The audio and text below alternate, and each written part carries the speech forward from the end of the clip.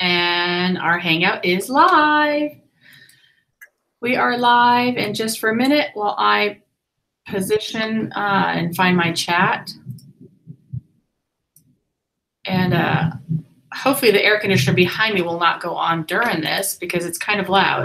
And find my chat. There I am. Okay. Okay, so we are live. And we have 0 viewers. Okay, we have 1 viewer now. So there we go. So I'm going to wait a few minutes before I even introduce you till everybody comes on. So so what's the weather like where you're at right now? Well, we just as we're clicking on, a big rainstorm just hit. Oh no! Oh my gosh! I'd opened up all the windows and to get some fresh air. And then so I think I got all but one, and the rain was blowing right in one of the windows. Oh no! We actually had a little bit of a thunder lightning storm a few days ago down in Los Angeles, which was kind of strange. But my husband's like, "You guys are going to get it next," and we never did get it. So I was surprised. So I am here for anybody that's watching right now, and I know there's a few people I know that said they were going to come on, so I'm kind of stalling, waiting for more people to come on. And I've never gone live at 10 o'clock on a Friday, so we're going to see how this does. But I am here with author Stephen TAKO.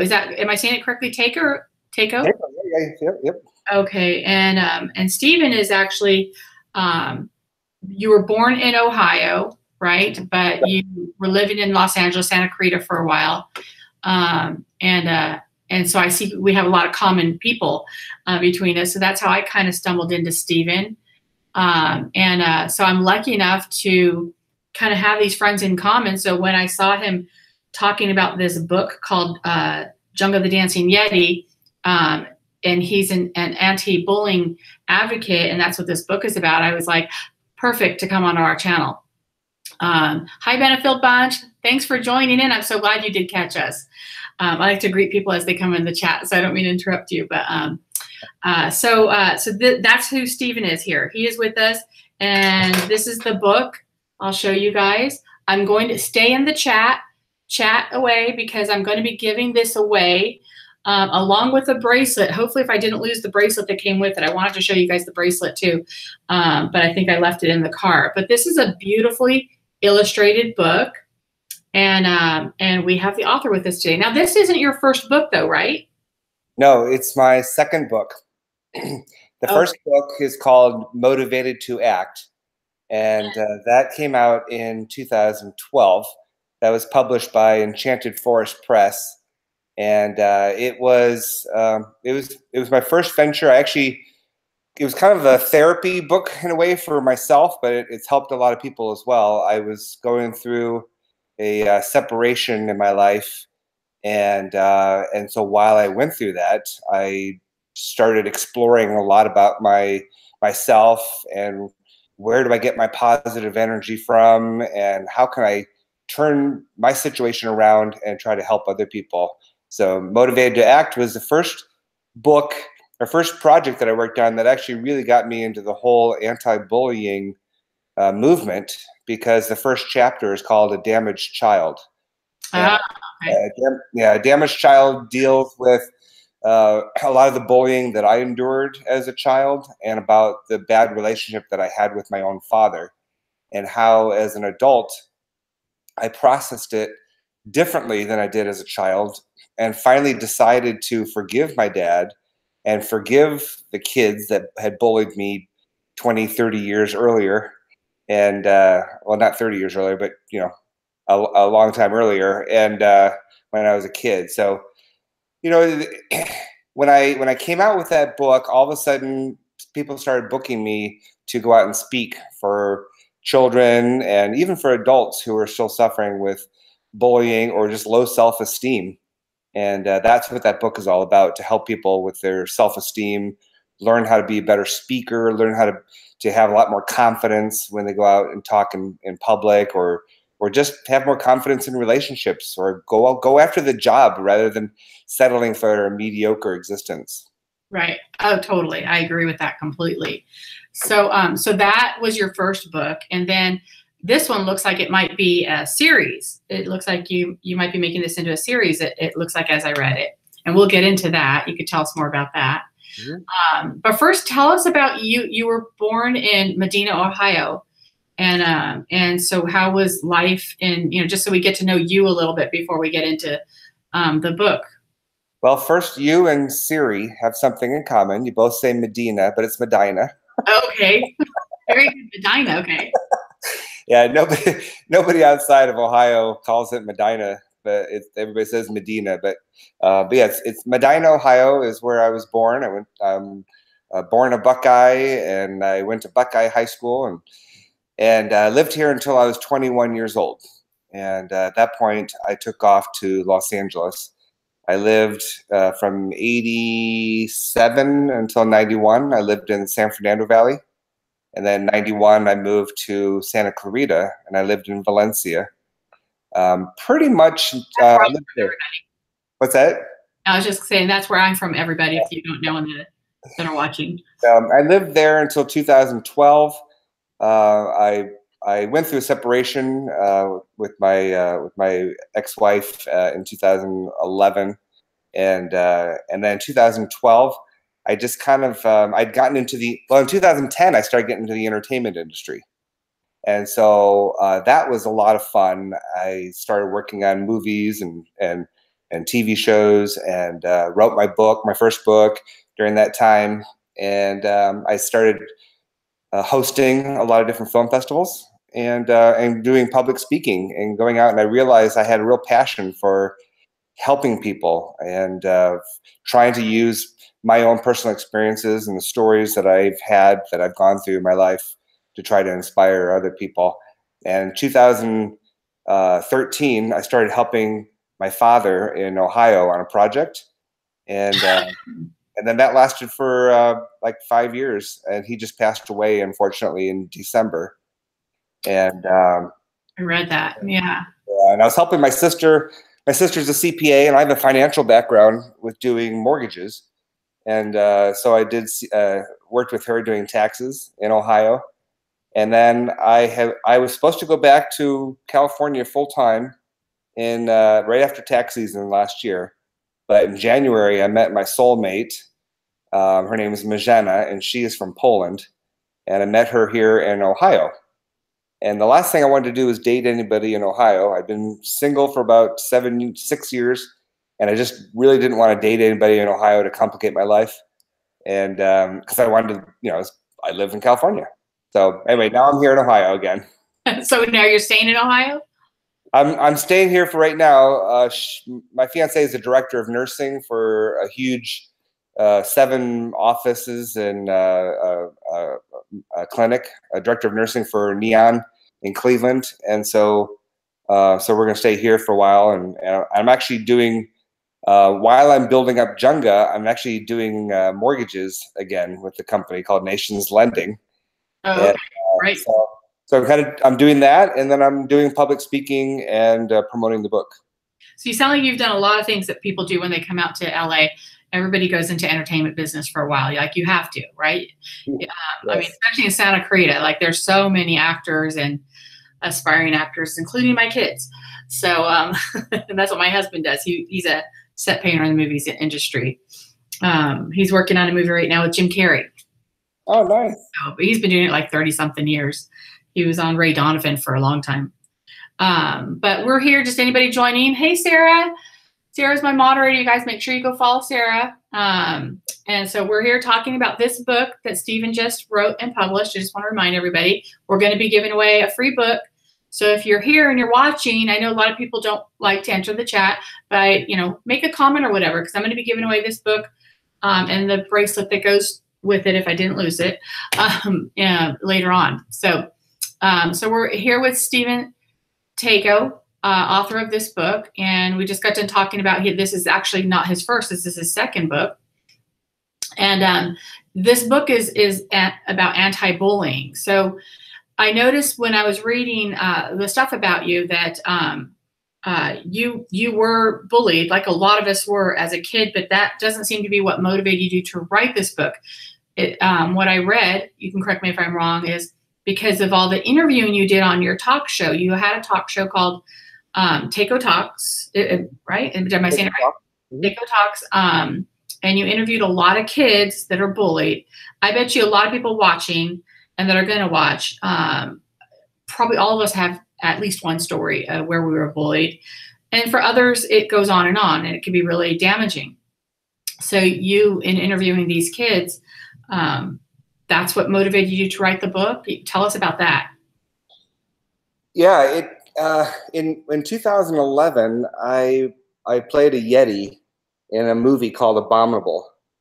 And so I had this costume, and I mean, they gave it to me because I'm so tall. I'm 6'7" almost. And so they had oh my gosh, you are tall. They had to custom make the costume. And they filmed me on the second day. I was dancing because I love dancing. I have a real huge passion of dancing. And so they filmed me dancing in the costume, and they were all laughing. And they asked me if they could use the footage in the ending credits of their movie. And that came out in 2011. That was the very first stages ever of the Dancing Yeti.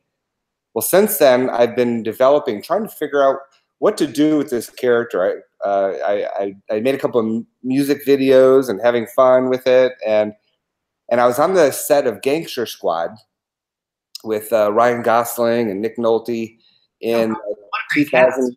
In 2000, yeah, it was great. It was amazing because we were all in the 1940s, amazing makeup artists, and the costumes were all authentic, and so I actually felt like I was in the 40s. And but there's a lot of downtime on movies, and so I actually started writing the very first story of the Dancing Yeti.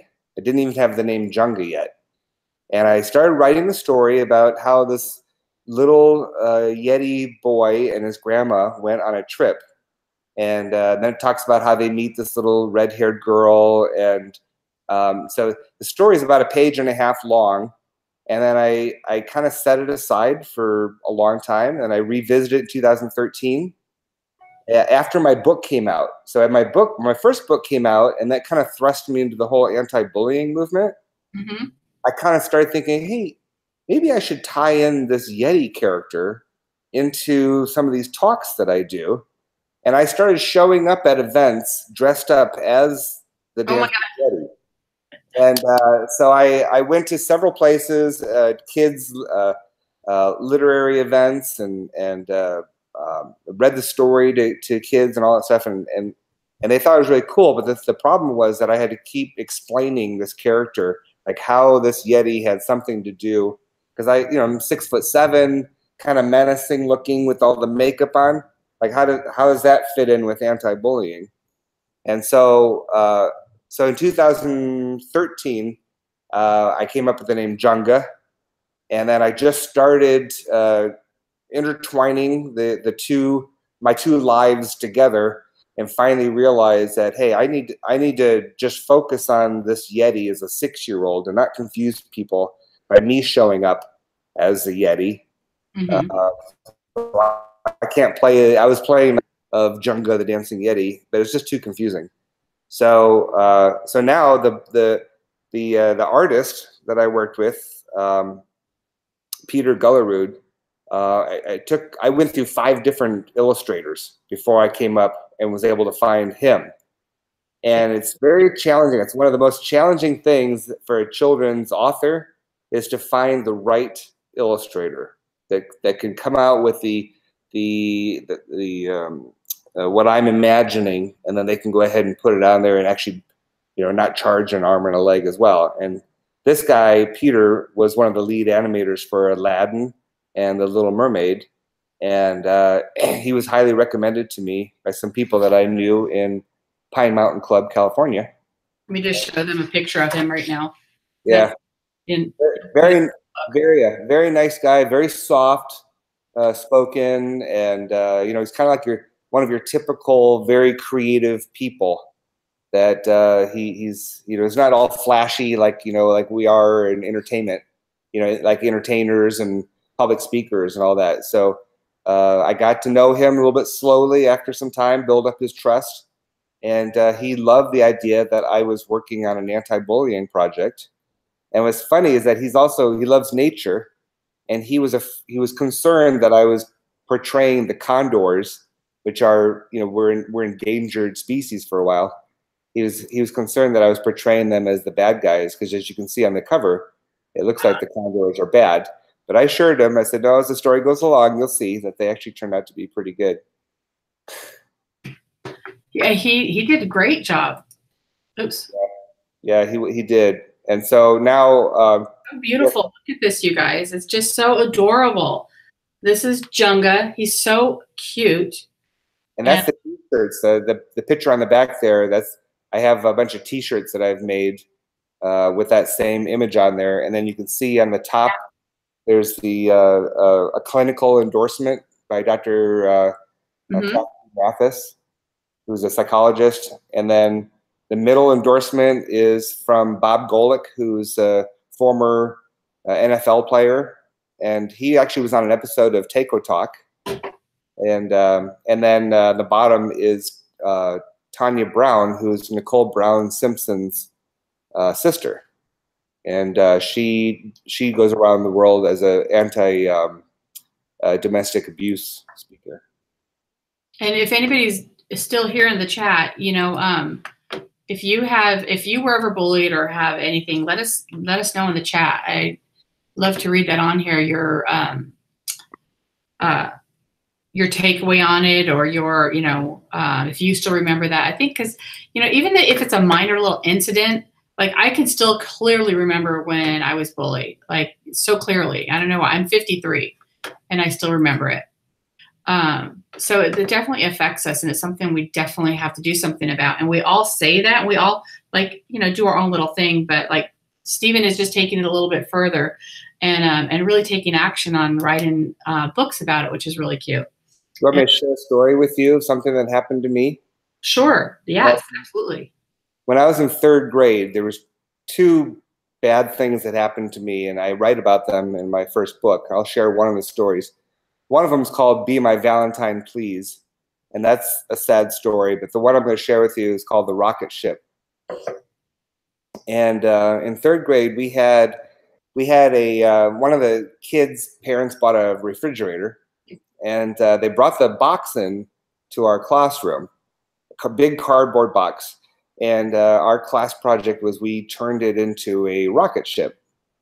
And so the teacher said, if you get an A on the math test, then next week when we take the math test again, you don't have to take it. You get to sit inside the rocket ship and do whatever. And so I thought, oh, that's like so cool. Well, math was not my best subject, and so I wasn't doing so well. I never got to go in the rocket ship that was so special, and I just really wanted to go in there one day. And I got a little bit of math tutoring actually, and so one day I was the only person that got an A on the test, and so I knew the next week I was going to be able to go into this coveted rocket ship, and I was so excited. I was looking forward to that day. And I remember, it was like a big thing, and the teacher announced my name, and I was able to proudly walk inside. And there was like a little chair and a small, tiny little table, inside this box. It was all designed, with a couple windows cut out, why not? Deal to us when we were little kids. Those are really a big deal. Right. And so I got inside and I sat down and I'm like, oh wow, there's things like written all over the walls in here and such. And I sat down and I read all these terrible things about me. No. And I just went the whole time while everybody else was taking the test. I just sat there all by myself, numb, reading stuff that people had said about me on all the different walls. And like, did the teacher not go in there and see that stuff was written in there? Like she didn't know? Apparently not. And I just remember how horrible I felt and how all alone that I felt. when I already knew I didn't have any friends in class for some reason. I was a nice kid. I was an easy target though. I was not good at standing up for myself. And so I had kids pick on me and I just didn't react correctly. I was bullied a lot and made fun of. And so because I guess I was such an easy target that it made it even more fun. You know, And there was no resistance. yeah. And Nobody was sticking up for me. And you know, so I ended up telling my mom about it. And then I don't know what my mom did or said or whatever, but I know shortly after that, the rocket ship was no longer in our classroom. yeah, that You want to hear something interesting? hopefully you guys can't hear the air conditioner too bad. It'll go off in a minute. What? Right? Go ahead, share it. Very interesting about this story. I shared this story with people different times throughout my life to let them know some of the things that I've been through, and I wrote about it in my book. And what's very interesting is I talked to another guy who was in my same class. I met him.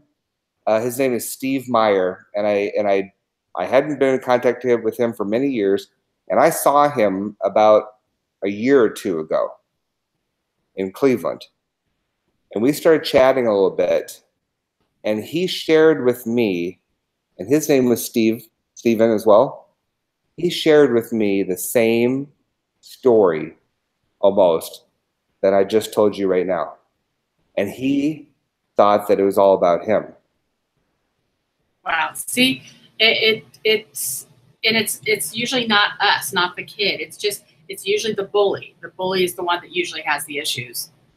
The bullies have the issues, and I thought, I don't know, I thought he was teasing me. I thought he was toying with me because I knew that I didn't have any friends, and I didn't realize that so whoever was writing that stuff could have been about me, could have been about him, but I internalized it all, and he internalized it all, and we were both these lone soldiers, and it's just too bad that we didn't become friends ourselves back then, and at least have don't know that as a kid. You know, that's where parents and even parents don't know that. You know, we have to be educated and really open those lines with our kids. I'm going to read a couple of these comments in the chat before we resume here, because if anybody else, I want you guys to comment, post your things in the chat.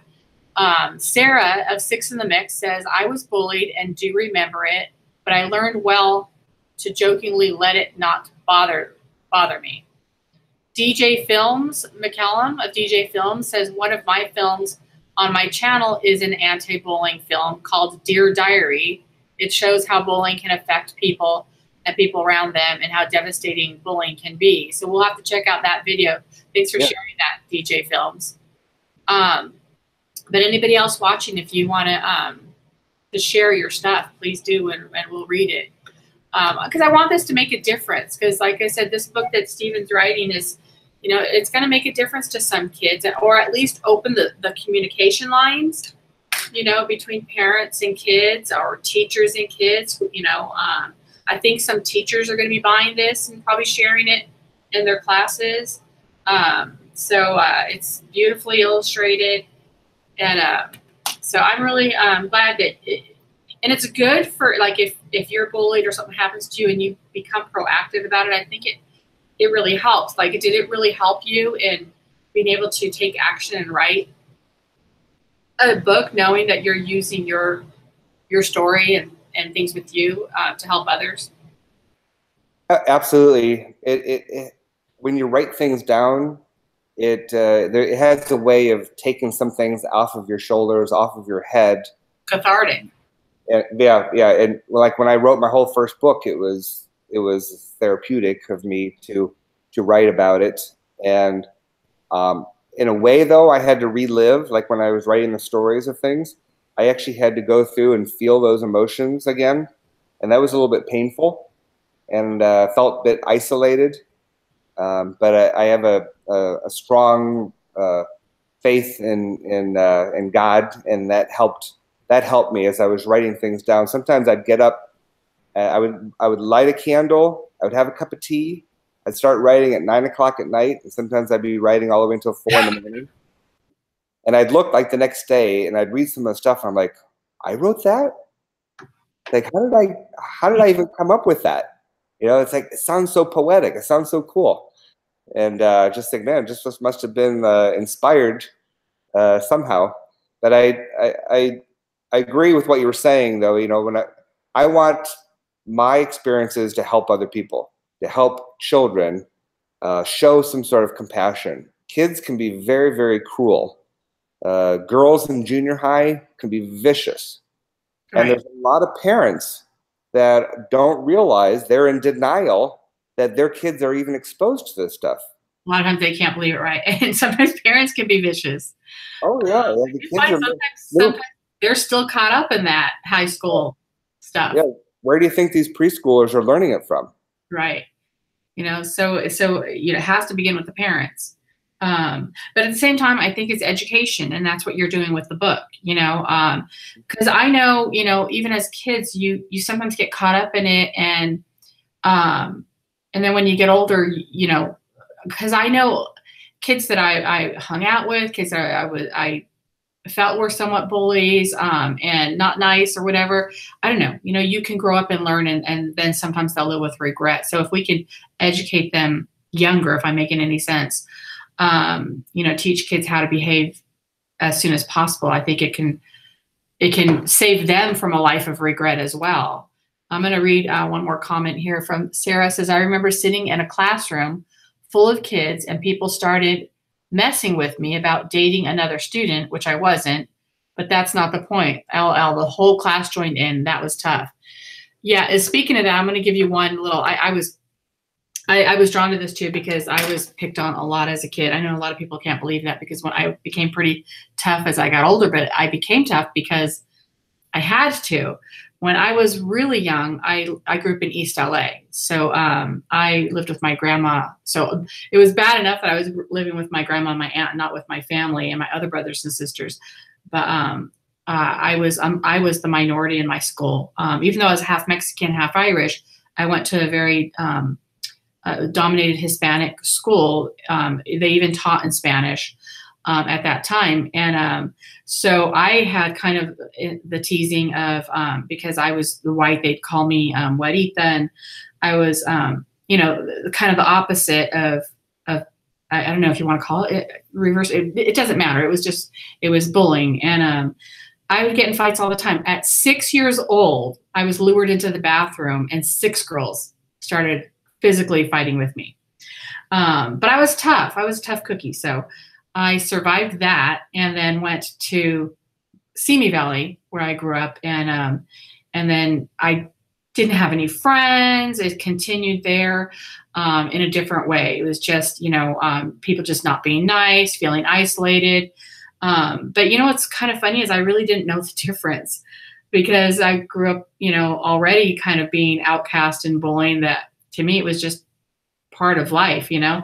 But it after a while of not moving and starting to fit in, I started to make friends. And around junior high and high school, I wasn't no longer bullied anymore. But I too turned around and started bullying somebody, because it was like I got caught up in it. And that's what I'm talking about, the education. You know, I had to live with that, because kids around me were bullying and making it look cool, that now I, in a weird way, was like starting to pick on another kid.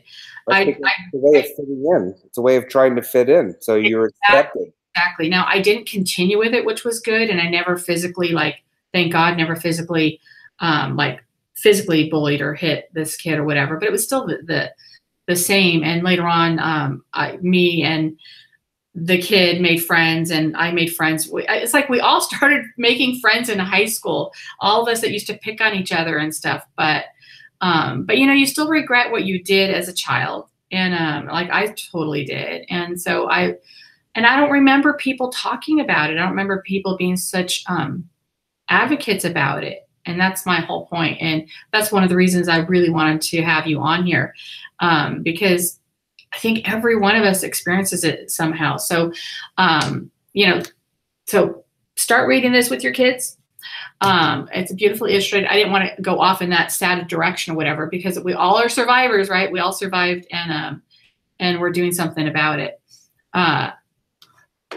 You'll be happy to know that my next project coming out, and yes, you're right, it is a series, but the next project coming out is an activity book for Junga the Dancing Yeti, and that's supposed to be coming out this fall.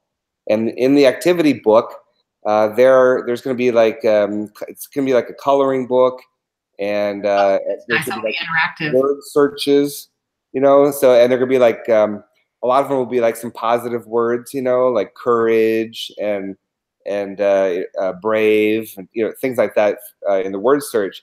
But also something that's very important for parents and educators as well is there's going to be a couple of pages in there where I'm going to ask like the parent or even the child themselves to think about answers, open-ended questions to the story of Junga the Dancing Yeti and about bullying and discrimination.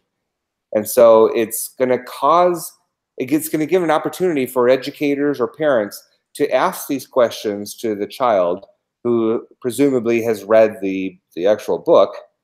And in this activity book, they can maybe have a little exercise where they actually write down their feelings. That's really cool.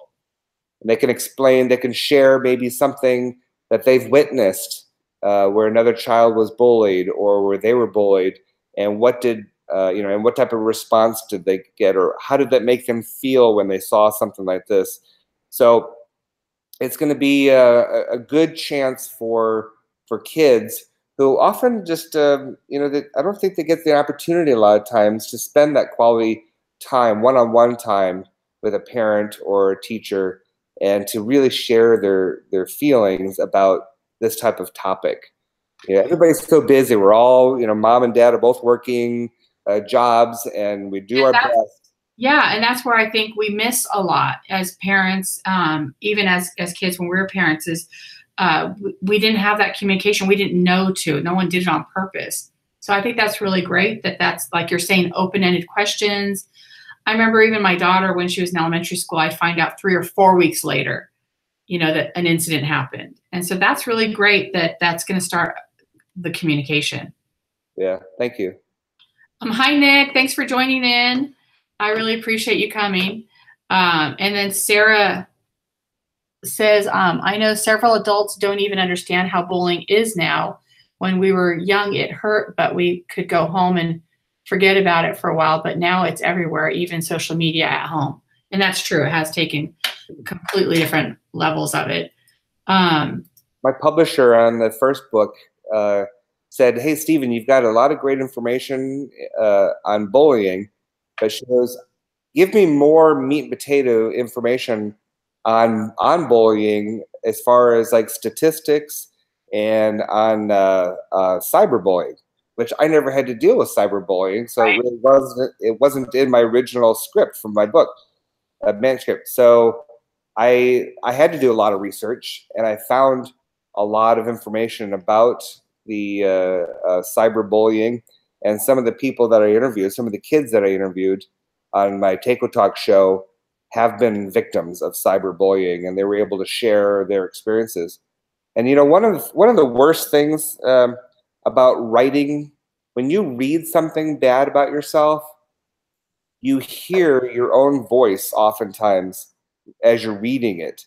And as you're reading it, and particularly if you read it several times, you can't believe somebody wrote it, and you read it like 5 times, then it starts sinking in. And that's the most damaging type of thing.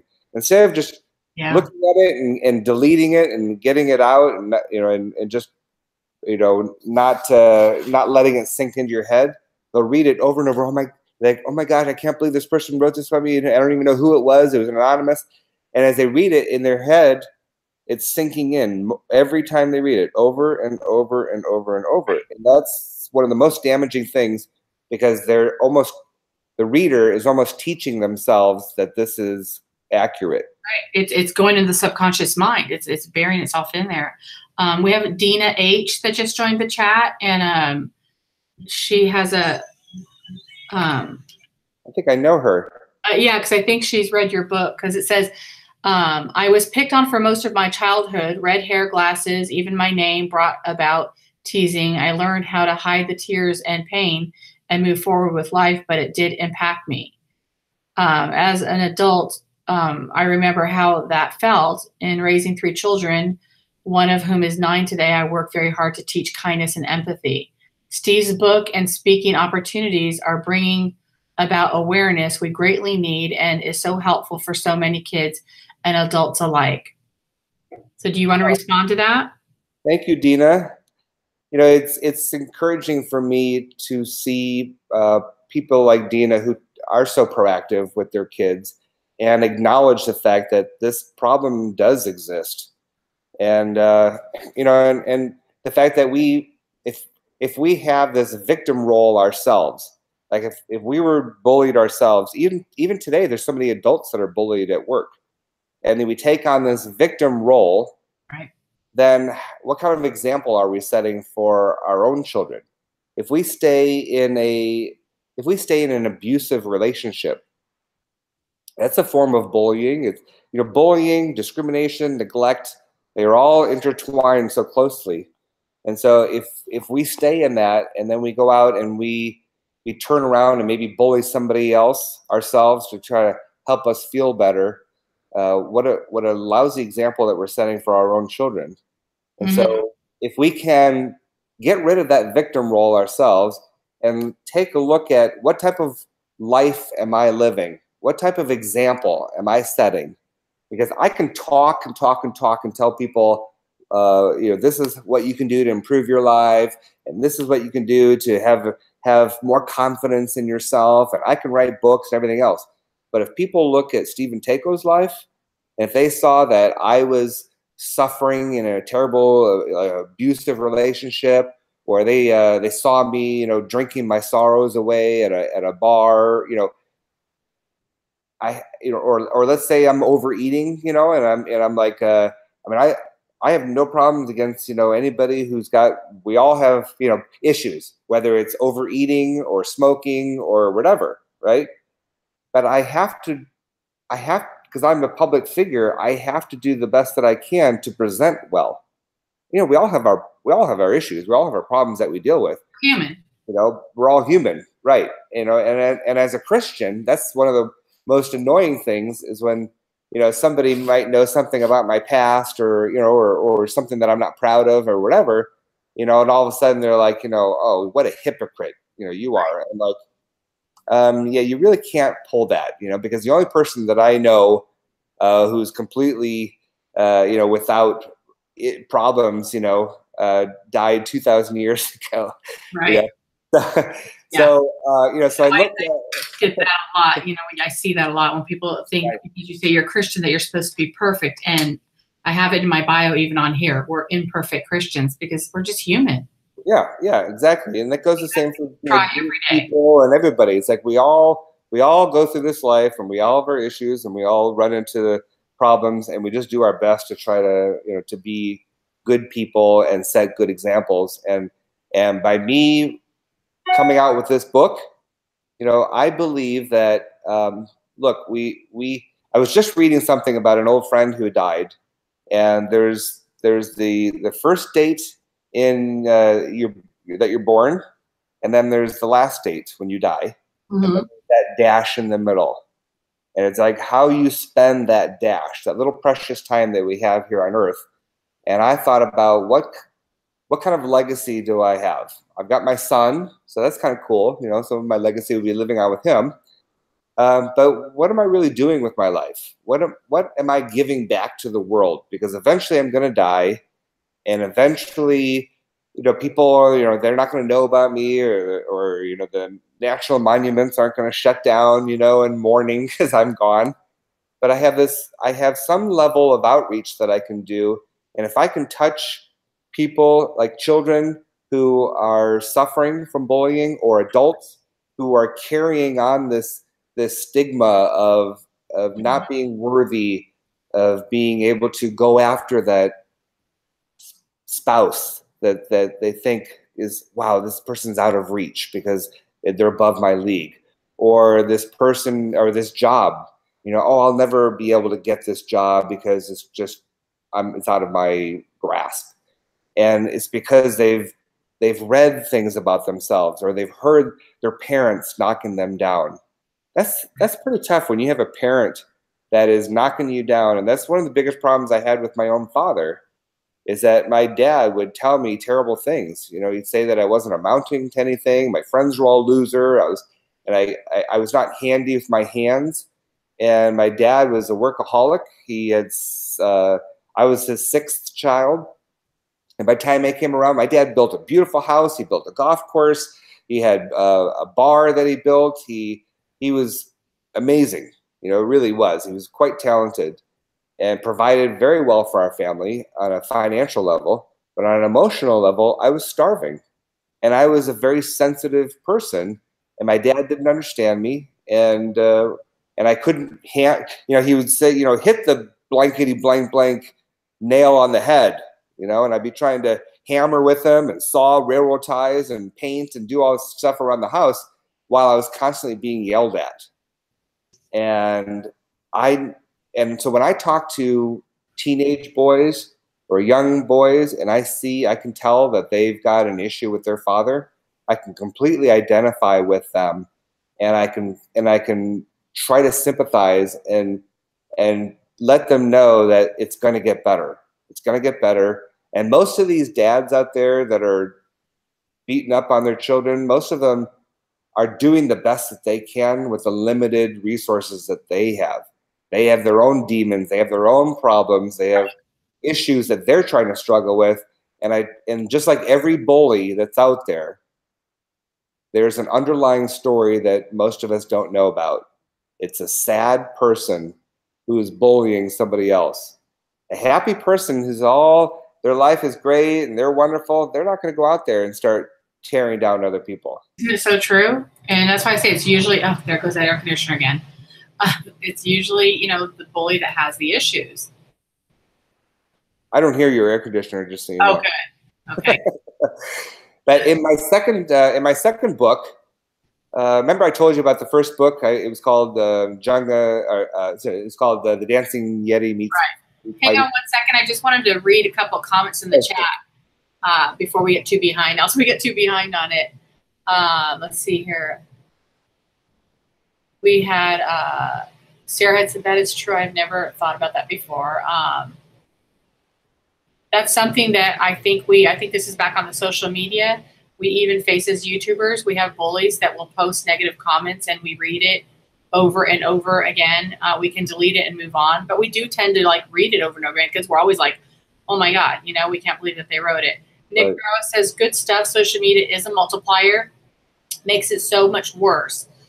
He coaches kids and he's a Barrow's Family Vlog. That's his channel, Barrow's Family Vlog. He says, I coach kids of all ages and kids have learned that saying that kid is bullying me gets response from adults. He says, I don't like it when it's overused or misused. It takes away from the seriousness. And it's so true. It's really getting to that definition of what bullying is. Dina just said, well said, Steve. And Sarah said, I don't hear it at all. Sarah, I'm having coffee in honor of our coffee chat, by the way. And if you guys can, in the chat, hit the like button. That would be really appreciated. Because I know we've had a lot more people in and out of here, and there's only 3 likes. But if you guys can hit that like button, it really helps me as a YouTuber here. And thank you all for joining us. I really appreciate you joining in on this conversation because it's a really great conversation. And anybody who's just joined in, because I know a couple of people, I am talking with Stephen TAKO. He's the author. He just wrote this book called Junga, the Dancing Yeti, and that's what we're talking about. So bullying, because he was bullied. He has interviewed kids that are bullied, and he wrote this book, and there's going to be another book, which he just mentioned. And but before we go into the next book, I did have a couple of things, if you don't mind me asking you. The characters in this book, before we go on to you writing another book, the characters in this book, in the book it says that your late father is depicted as Grandpa Yeti. I know we've talked about your dad a few times already on here. So how'd you come about writing that character based on your dad? And also, are there any other characters in this that you're basing the characters on? I can't say there are any other characters other than Junga is based a bit on me. So I think that you liked dancing and you were dancing in that Yeti costume. right, right. So I believe that there's a little bit of me in Junga. There's still this little boy inside me that creeps his head up once in a while and is a little bit afraid and concerned about things. And I have to remind him that I'm there to protect him now and everything is going to be okay. And I personally had a very good relationship with my own grandmother. So my father's mother and I were very close. My mom's parents were in Ireland, and I never got a chance to meet them. But my dad's mom lived in Ohio, and so I was very close to her growing up. In fact, I lived with her for the last 6 months before I moved to California. And while I was struggling as a youth with my dad, my grandmother was the one that came to me and said, "Oh, Stephen, your dad is really proud of you. He really loves you very much." And I would look at her and I would say, "Grandma, he sure has a strange way of showing it." And I wanted to say, even though I struggled a lot with my dad, I always knew that he loved me. I knew he had a hard way of showing it, and I hated his temper. And the reason I moved away to California was to get away from my father so that I could get out from his strong, overbearing umbrella. I didn't want people knowing that, oh, he's Joe Tako's son. I wanted to be myself. I wanted to be known for my own accomplishments and not the things that I couldn't do around my dad. So I had to get out and just be my own person. Thank God I didn't get a role that I was hoping I was going to get. It's just funny how God does things in mysterious ways. And when I wanted this role, I thought for sure I was going to get on a TV show that I'd worked on the pilot.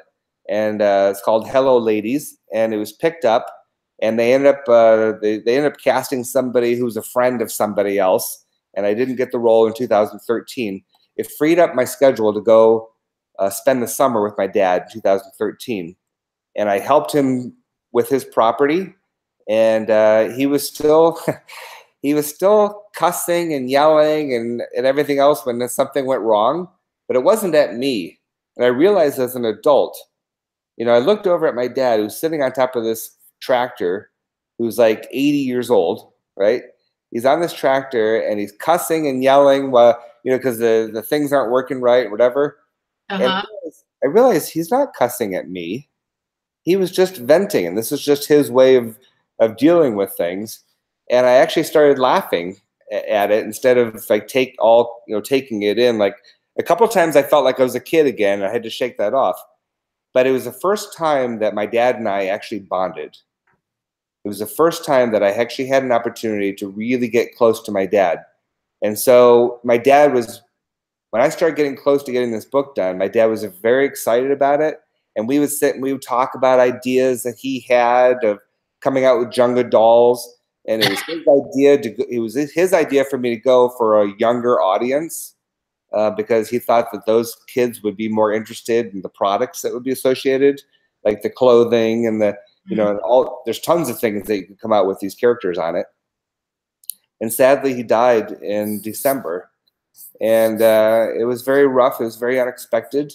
My dad was 84 years old and full of life, and we thought he was going to live forever. And so to answer your question, it was about, I did a Kickstarter campaign. I raised $12,000 in the February to March to get to pay for all the book. And while I was about a third of the way into the illustrators' pictures being done, my sisters had said, "Hey, why don't you come up with a character like Grandpa Yeti or something like that for Dad?" And I said, "Well, the book's already finished, so it would be challenging to come up with a new character. I'm already moving forward. but I like the idea. I think it's kind of cool. Well, one day I was looking through the book, and all of a sudden I realized, hey, I don't have to add any new text here or add a new character. I can just go ahead and put a picture of my dad in the background. So if you look at page 3, I believe it is, you'll see that's when Grandma Yeti is talking to Junga's parents about her idea of taking him to a mountain that's not quite as cold, so he'll be more comfortable. That's the whole idea. Why Grandma and Junga go on this trip in the first place is he can't handle the very frigid winters where the Yetis live. There's something wrong health-wise, and he has to go somewhere where he's going to be more comfortable. So while she's sharing her idea with the parents, I went ahead and I put the portrait of my father in the background. Yeah, let me show everybody. See, he's right there. That's a really great idea. That's my dad. And I'm just so grateful that he and I got along so well in the last 5 years of his life, and that he got a chance to meet my fiance, and he called her his Polish princess, and he loved her so much. That's really good. Yeah. So I'm going to, in the second book is called Junga Meets Heidi, and that's where there's more bullying that starts occurring by another young character that's bullying Junga and Heidi. And at one point, Heidi's playing with Junga, and Junga's having a good time, and he feels a little bit bad because poor Grandma's all by herself in the cave while he's out having a fun time with his new friends. And what we then see is we see Grandma in the cave, and she is dancing with the memory of Grandpa Yeti. And we'll see my father's yetified image. Yetified, that's a good word. Wearing his lederhosen and having a good time dancing with Grandma. So Grandma's fine with the memory of Grandpa Yeti. Oh, that'll be nice. That'll be nice. I like that you're already planning that out. Colorado Martini has joined us, and she said nice artwork. So thanks for joining us, Colorado Martini. They're going to be on our Sunday night show a week from Sunday. Oh, nice. So thanks for coming here. But yeah, Steven has shirts, and he's and everything on this now. I mean, I think it's going to do really well because they're so cute. It's funny because when you said you're 6'7", I only met you when you were sitting. I never saw you standing. I'm not so tall sitting down. Yeah, when people see me sitting down, they have no idea I'm so tall. And then when I stand up, they're like, whoa. So, I know. My 15-year-old son is already 6'1", so I don't know if he's going to stop or keep going. He's going to be catching up to you, though, I think. But yeah, that's funny. If you guys are just joining in, you need to go back and watch the beginning of this because he has a great story how he developed the Yeti. It's based on him. You know, it's funny because you're being in California. You know, we all have dabbled in acting and this and that, whatever. And one time, it was my kids because my son was into the acting. You know, and he was going out on a lot of auditions and a lot of stuff. And we met this woman who was a producer director for a bigger producer, and they had this idea of starting a reality show on for these young child actors. And I signed a confidentiality agreement, so I can't talk too much about it. But all I can tell you is that somehow I got convinced to be into this. And when I arrived on, actually probably 2 days before, they started telling me to do a little research on my character. And when I arrived on set, I learned it was more about me screaming and kind of being a bully. And it's supposed to be reality. That's when I first learned that reality shows aren't completely reality.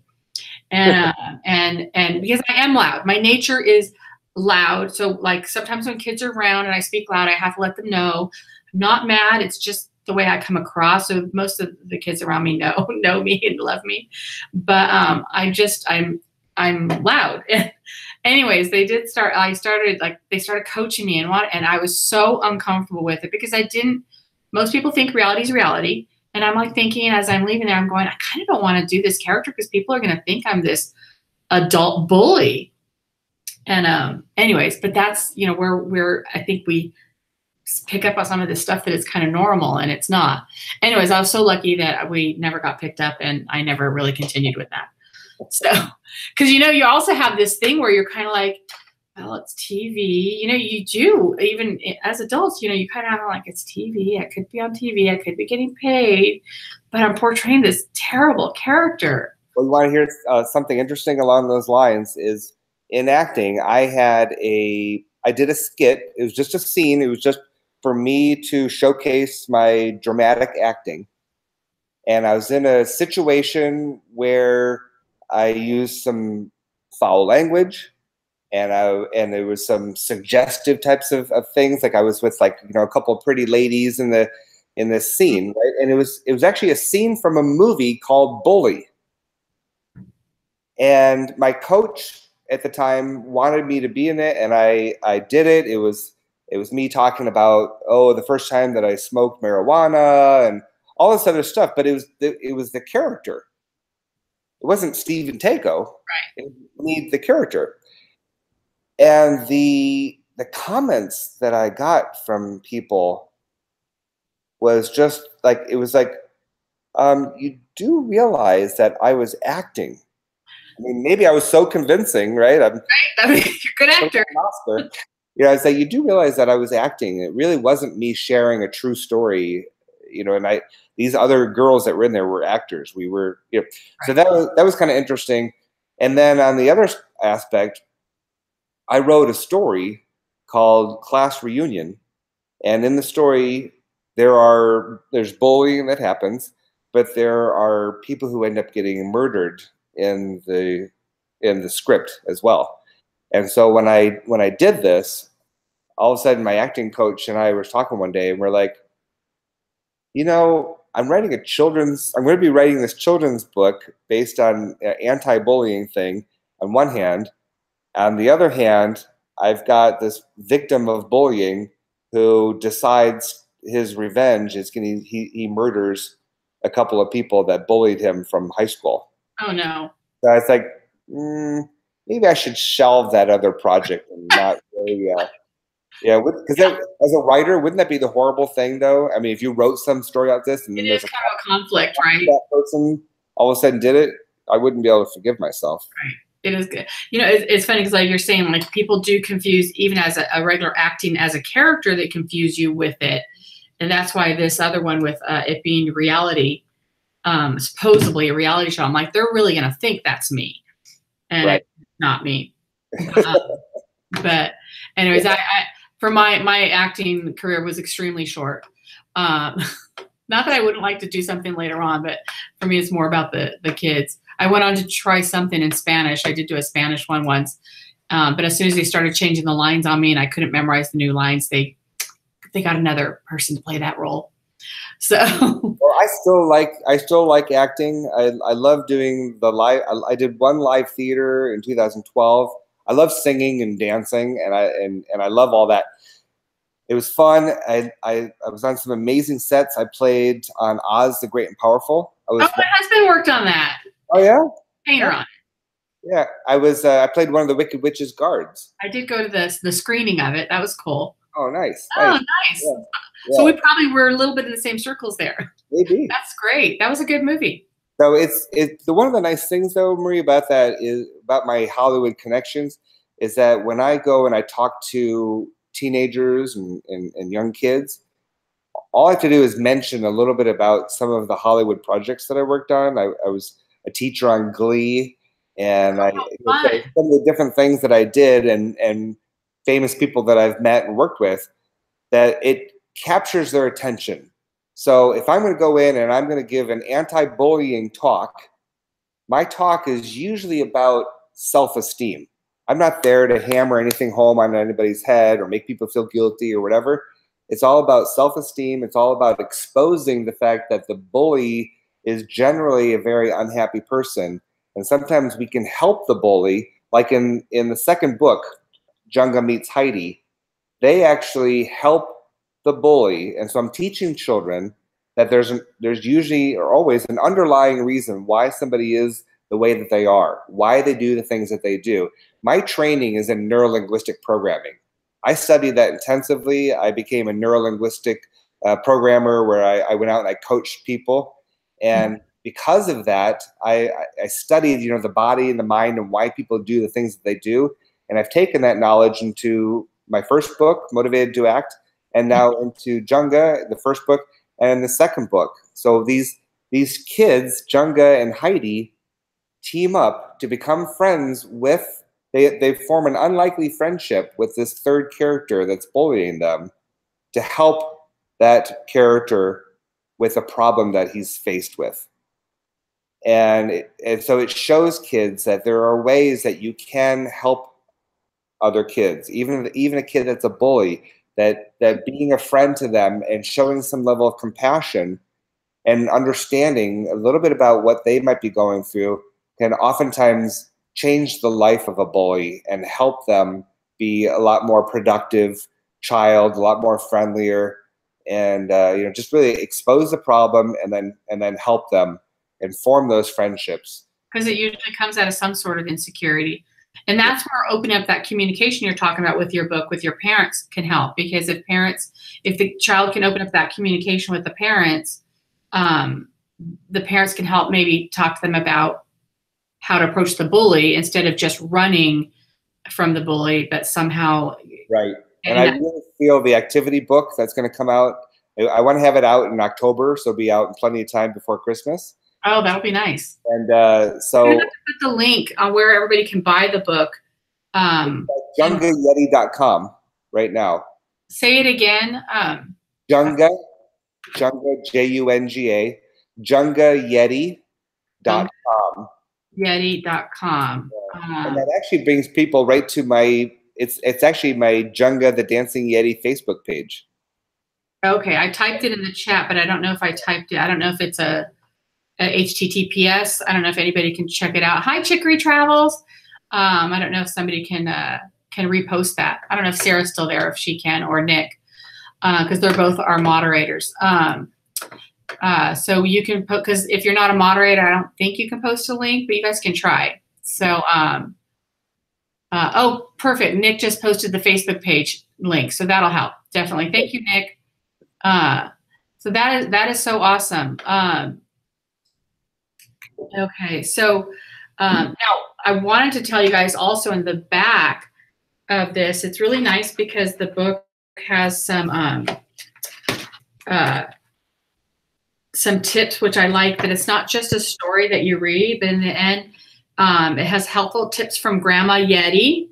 So if the parents read this with the child, it really helps. Like when someone looks different from us, it's good to learn more about them. So these are all things that I just don't think I was ever taught as a kid. So that's in the end of the book here that has some nice helpful tips that I think will help.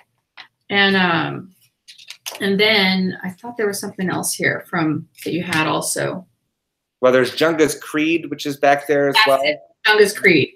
And Junga has a creed, which I don't know if you've made these into stickers or not, because it would be really cute stickers. That's exactly what I was going to say. Yeah, I'm going to be doing that soon. Junga's Creed: be a leader and do what's right. And there's some followers out there that just they want to fit in and they follow the bad example of. Like I told you, I did. You know, as a kid, after being bullied, then I turn around and did that to somebody just to fit in and be cool. I did it once. I did it once as well to this kid named Paul, who clearly, as I look back, he had some sort of he was kind of slow. And I picked on him one time, and I reached behind me, and I actually like hit him at his desk, not real hard, but just like enough to like annoy him. And you know what? That haunted me for years. That's what I'm talking about. Yeah, I still remember doing it. One day I saw his obituary.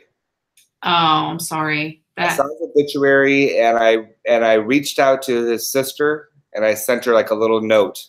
And I just said, you know what, your brother was special, and he was really, and I apologized to the sister for picking on him that one time that I did. Yeah. I just felt like I needed some release. I know. I remember that I told you I did that to the one girl because, I don't know, it made me fit in, you know. But the sad thing is people cheer you on, and you get that crowd stuff that's just wrong. And but thank God nothing ever happened. The girl took off running, and she was still nice to me afterwards. She was still nice to me, and would always say hi. And I started saying hi back. We never really became friends, but I was so glad that God prevented me from doing anything that I would have regretted, because just the memory of it still bothers me. Yeah. But we can all like open that communication with your book. I think it's awesome that you wrote it. Real quick, because I know we're already over an hour, but let me just read the comments real quick. But I wanted you to tell us how you published it, because so many times, like I have a book I'm writing. Mine's more of it's not really a novel, but it's a big book. I'm still working on it. It's kind of semi-fiction, semi-biographical. But like after I read the comments, maybe you could tell us tips for somebody that wants to write a book, how they can start, how they might get it published and stuff. That would be awesome. But let's see here. DJ Films says, that is so cool, Steve. And Six in the Mix says yes, because she was going to do the link, but I think Nick beat her too. And Colorado Martini says, thank you, Nick. And then Six in the Mix says, Sarah over there says, Sarah has kids that are small, and they could totally, I know, use this book. I can totally relate. When we were in first grade, we got these Happy Rocks for doing good, and I bullied this one girl and took hers, and still to this day I feel so bad. See, isn't it funny how we're coming out with that, where we've all been bullied, but then we turn around and in one way or another we did it to somebody else. Because maybe she can find her on Facebook and send her a rock. Because we didn't know any better. It's education, being taught, and that's what being an advocate and being part of this movement is. It's about educating people, and we are doing better at it. I think as a whole, people are being better at it, but I think opening up those communications with parents and children to find out if you're being bullied, how to respond, and also, like you're saying, Stephen, you have made such great points here about finding out what's going on with that bully, because they don't just bully just because. Most of the time they have something going on.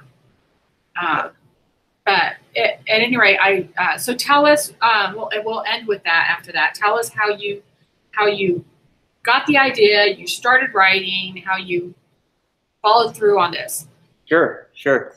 Okay, so my first book, I found a publisher, a mutual friend had connected us together, and and I had been told that you don't find a publisher, you find an agent, and then the agent will then go ahead and shop you out and eventually maybe find you a publisher. So when I all of a sudden connected with the publisher and she met with me and decided to pick me up, I just felt so empowered. Like, wow, I just skipped a whole step, because people said, oh, that's not how it's done in the in the writing world, and so I skipped a stage, and I was fortunate and able to get a publisher. So, but people said to me at the time, well, why don't you just self-publish, because it's a lot easier to self-publish these days. And you also get more of because I've heard that too, you get more of the profit. Right. And you have complete control of your project and everything else. So, but the problem was that I thought, well, look, it's kind of cool that I have a publisher, and they're going to do maybe marketing and different things for my book, and I'll be lumped in with the other stuff that they publish. Well, what I learned was that oftentimes when you go with a publisher, it oftentimes will push your book back by a year. And people told me that could possibly happen. And I was like, well, it's not going to happen with me, because my book's already pretty much done. And sure enough, it did push my book back by a year, because nobody's going to be on top of your book and pushing it through and getting all this stuff done as hard as you will yourself.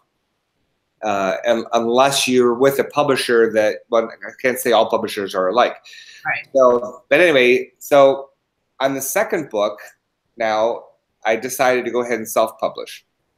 And so in the book, it'll say copyright Stephen TAKO. but it also says published by Confident Life Enterprises. Oh, yes, yes, I saw that. That's my company. Okay. So I've had Confident Life Enterprises as my umbrella company, which covers all my Junga the Dancing Yeti, all my Motivated to Act sales, Stephen TAKO as the entertainer. You know, so when I've done when I've collaborated, you know, with my company, if I say doing business as, it's been Confident Life Enterprises for probably about a decade. So I'm actually, because of the success that I've had with getting this project done, Mm-hmm. I'm actually seriously considering becoming a publisher for other people who have similar type of projects, a motivational type of project. So whether it's for children or adults, I'm seriously considering being the publisher for other people who, look, if it was hard. It's hard being the one to go out and get the editor, and being the one to find the printer, and being the one to get the ISBN number and the barcode, and knowing, you know, being precise with the graphic designer about the colors and where everything's going, and lining it all up together, and communicating with the shipping department, and it really is very challenging. But so some people don't even know how to do all that. I mean, where do you even find all that? So most people wouldn't, and my first book taught me a lot, but I've also been in marketing and networking circles with other authors where I've had coaches, and I've had many people who have worked and found out things the hard way. And so I've been able to be very fortunate in the fact that even though it took me a long time to get this book out because of personal reasons and the costs associated with finding a top-notch illustrator for a children's book, but there are so many people that tell me, oh, I could write a book. You know, I could write a book about my life, or oh, I could be the expert I'm the expert in my industry, and I wish I could write a book about it, but they just don't have time, or they don't know what to do with it. There's so many things, Marie, that could go wrong. Right. Getting a book. If you forget something and all of a sudden it comes off the printer, and then you realize, geez, how could we possibly have missed this? That's what the publisher can do. And so anyway, so it's something that it's been brought to my attention that I would be excellent at, and I'm considering it. I may take on a client or two and publish their books. And you know, and then I could market my book along with as well. So with a publishing company, get multiple books in the same genre together. So anyway, it's something I'm looking at doing, but I would tell you it was very complicated, and I felt like a lone soldier many times. Do you recommend somebody that's totally brand new going with an agent then, or self-publishing? Or going with one of those companies that helps people self-publish then. So what? Yeah. Somebody that's completely brand new, doesn't know anything. Yeah, somebody who's completely brand new, doesn't know anything, is going to be very challenging to find an agent and a publisher. There are so many people writing books these days. There are famous people out there that have big followings who are getting publishing deals because they have a name. And if you don't have a name, if you don't have a big following already, then a publisher is going to look at you as just like you're sending off a resume to your headshot, and you're trying to get into the next Avengers movie, right? Because there's so many people already that want to be in there, that already have a name for themselves and followers, that it's like, well, okay, well, who am I that they're going to go ahead and now put me into this? And that's a negative type of way to look at it, right? Because we can go back and say, well, who am I? Who's gonna read my book, right? What gives me the qualifications to go ahead and do this? Well, that's stinking thinking, and that's why most people don't end up writing their book. They go to their grave with their stories still in their head, right? And haven't written it.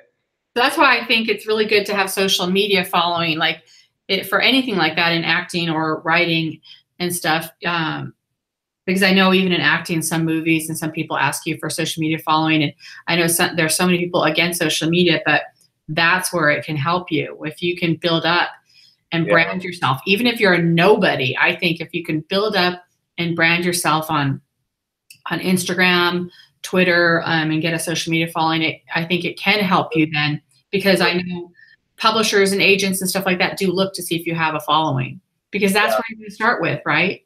Yeah, yeah. And I've coached people, and I've been coached on how to write a book. So there's a certain way to go about writing a book, following your outline, and it's not easy, but once if you follow the format that I followed, you can write out your outline. Then you need that outline to go ahead and write your book out. And so so if somebody just haphazardly starts writing things, then it's usually just a little story they've written out for themselves, and it never goes anywhere. But for somebody who's actually serious about writing a book, I've learned enough now with both of my books, and just by knowing so many people in the industry, that I could coach people on writing a book. But also, that could be one of your books. What's that? That could be one of your books. How to write a book. Yeah, it could be. It could be. So yeah, I believe that, to answer your question, there's no real answer of how, should somebody go this route or that route. It's what's their comfort level, how much time do they have to go ahead and put into it, what's their confidence level. Tons of people are great writers, but they don't know how to present themselves well. Mm-hmm. I'm fortunate because I'm a motivational speaker. So not only do I write my book, but I can get out there and start promoting it as well. So there's a whole new arm of, they think, oh, once my book is done, now all of a sudden the world's gonna love my book. And you can't just fall at the first rejection. I know that. You can't. You're gonna get rejected, and you're rejected. Now I've read all kinds of great books and movies. When you read about the backgrounds of some of these books and movies, I can't remember what they are now, but I think one of them was Silver Linings Playbook. All the times that got rejected. So I have read all that. Like, you got to keep going, right? You got to keep going if you're passionate about it. Yeah, just keep going and writing ideas out, and eventually you have to decide, okay, am I going to do something with this, or is it just a little hobby and a fun project? And like I said earlier in our talk, that we all have this little dash in between our birth date and our death date. And in that dash, that's when we can leave a legacy. That's where we can say, okay, why did God put me on this earth? What have I accomplished to have improved life for other people? Mm-hmm.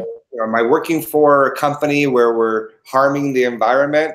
Am I working for a company where I'm miserable and I'm just complaining to all my coworkers every day about how miserable I am? Right. Or am I doing something about myself? And am I actually using some sort of talent or skill to help? And not everybody's going to be a writer. Not everybody can be an entertainer. And we all need cheerleaders. Well, I think that applies to so many different things for anybody, whether it's writing, acting, or whatever your dream is, whatever your passion is. Right, whatever your passion is, and then your attitude is going to dictate how well you do in life. Right. If you have a negative attitude and you're thinking that people owe you, and you got a raw end of the deal, and why did you get this and why did you get that, people oftentimes will focus on the negative things. Right. They'll focus on things that they don't want. Right. And we can all do that for a moment. God knows. I mean, Sarah, who's in the chat, we've had so many talks like that via FaceTime.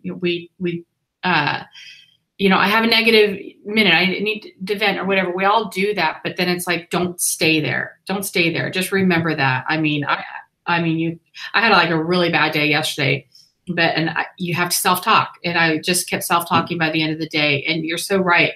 Follow your dream. And some people think I can't do it. I don't have time or whatever. I have to make a living. I have to work this 9-to-5 job. Maybe you can find time at night or at lunch hours or in between to try to make it happen for you. But definitely whatever your dream is, go for it. To me, I needed complete peace and quiet.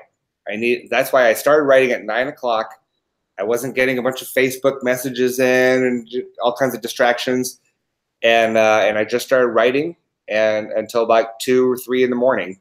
And that was when I was the most productive. So I want to say one more thing, because I know we're over time. And that was about the power of the mind and focusing on what we want and where we're heading. And I was, right before my first book came out, I was running in a race, and it was a big relay race, and I made multiple mistakes. I wasn't hydrated. I didn't eat properly. I didn't sleep properly. It was just, and it was hot. And I ended up, and I had coffee, so which also dehydrates you even more. And I was running the race. It was about a 6-mile leg that I had to run. Now you made me thirsty. And and so I'm running, and I was so thirsty that I remember seeing a water station. I said, "Please be Gatorade, please be Gatorade." And there wasn't Gatorade, it was just water. And so I drank some, splashed some on my head, and I kept going. And after a little bit, the next thing that I remember was waking up in the emergency room. No. Oh my gosh. And what had happened was I had acute renal failure. Oh my gosh. That was serious. My kidneys shut down. I was completely dehydrated. I remember waking up in the emergency room, and I felt them packing things all over me. They were packing ice all over me, and they were trying to get fluids in me. And I could hear the nurse saying, "We can't keep any fluids in them," because I was sweating. Everything they put in me, I was immediately sweating back out. And so I was laying there, and I was thinking that I was dying. I literally was convinced that I was dying. I had no idea. I couldn't see myself. I didn't know if somehow a truck ran into me. Maybe I fell. My face was caved in. I had no idea what happened to me. All I knew was that I was dying, and that I started thinking about my son, and that I started getting all emotional, thinking about him losing his father. And he was about 14 years old, and I just felt just awful, that he was going to lose his dad. I felt bad about my parents. Nobody should have to bury their children. And I felt about my sisters and some of my friends. And I just kept focusing on how sad I was that I was dying. And then all of a sudden I started thinking, why am I thinking about death so much? Why am I went through all this training myself on neurolinguistic programming and the power of thinking, focusing on what it is that we truly want, instead of focusing on all the negative things that are going on around us. Because look, we all end up having negative stuff. We all have hurdles. And so I kid you not, and this was pretty amazing. It just shows you how powerful the mind is. That as I'm laying there and I'm thinking, oh my gosh, my book's gonna be coming out in a month, and I'm so and I'm gonna be dead, right? So I'm not even gonna be able to promote my book. So when I changed my thought, I started focusing on, no, I have a lot of things I need to do here. I need to talk about the book, Motivated to Act. I need to get out there. I need to be there for my son. I want to be here at his wedding. I want to be able to talk to my parents, and I want to set a great example for other people still. I have a lot of work that I need to do here still on earth, and I need to focus on living, and I need my body to be healed. I kid you not, within 2 minutes of me changing my thought pattern, I heard the nurse say, his vitals are improving. Oh, see, yeah, the mind is powerful. It is so powerful. And then I became emotional too, because I knew that I turned the corner. Right. I think so. I'm going to have to close this out soon, because I got to actually check out of this hotel room. But that's an awesome story, because it's so true. I'm glad you shared that, because the mind is powerful, and we have to remember that. A lot of people don't think it's as powerful as it is, but it controls so much. And they literally talk about how doctors, even the way they treat their patients, makes a difference, because it goes up here. Absolutely. But what I want to do is, for anybody that's left in the chat, can you guys everybody just give a letter or give something in the chat just to let me know who's there. I want to give away this book. And I think we moved this up earlier because there are so many live streams that start at 11:30 and 12. And they're much bigger channels than me. So they're going to take some of our viewers away. Dina H says, great job, Steve. Thank you. So hopefully some people are left in the chat here. Okay, how should we give this away? What should we do? Should we ask a question? Anybody who wants this book, I'm only going to give away one book to somebody in the chat.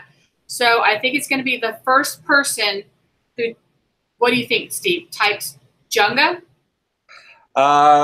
Make it a little bit more difficult.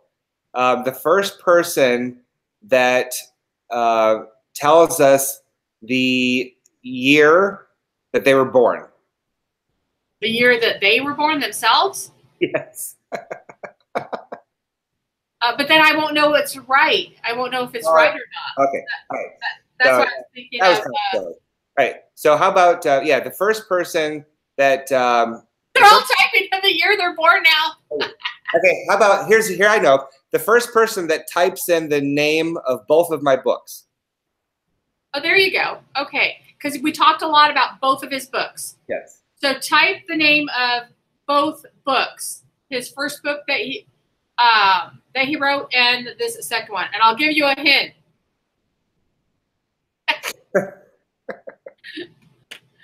So let's see. The first person who writes both books in the chat gets this book and the bracelet, if I can find the bracelet. If not, you get it without the bracelet. But I think that I just left the bracelet in the car. And it's really cute. And hopefully whoever gets it has kids that they can read it too. Yeah, I honestly hope that, when people watch this, that they're truly, motivated to act upon their true passions and dreams in life. Dina just wrote Junga, the Dancing Yeti, and Motivated to Act. Oh, we got That's right. Dina and Six in the Mix got it. But Dina was the first one on my chat. I know sometimes the chat comes up different in other people's things, but Dina H is the first one who got it. So Dina, if you can, I have a Facebook page called Unapologetically Gomes. If you want to go over to that Facebook page, you can private message me your address. So over on Unapologetically Gomes Facebook page, just send me your address and I will get you that book out. And thank you so much. And congratulations, Dina H. And thank you everybody for joining. Thank you, Stephen, for taking all this time to chat with us about your book. Congratulations on this awesome book. And when your second one comes out, will you come on my channel again? Absolutely. Thank you. I'll come out when the activity book comes out too. Oh, that'll be awesome. That will be so great.